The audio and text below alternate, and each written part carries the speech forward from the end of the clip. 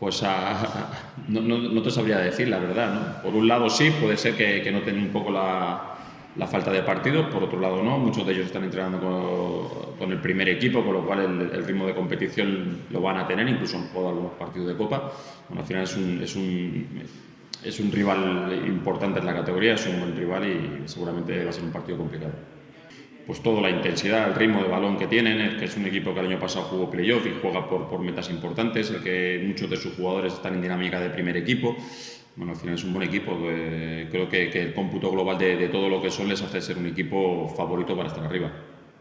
Bueno, sí que es cierto que nos está costando mucho ganar. Cada vez los partidos están mucho más apretados. Estamos con bajas significantes que nos están haciendo mella en el equipo, pero también de ganar sería irreal esa diferencia de puntos en cuanto a Valladolid, porque están con 2 partidos menos. Al final lo que debemos hacer es seguir creciendo como equipo y afrontar los partidos con la posibilidad de poder salir vencedores en cada uno de ellos, y al igual que al principio lo conseguíamos y lo hacíamos, ahora la intención es la misma.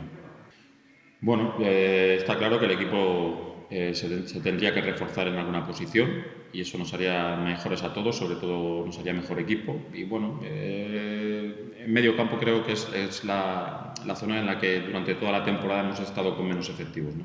Bueno, va a cambiar todo, va a cambiar la superficie, va a cambiar el sitio en el que jugamos. Seguramente las connotaciones del partido van a ser muy parecidas porque ellos siguen jugando lo mismo y nosotros también, con lo cual, bueno, vamos a ver cómo se da el partido.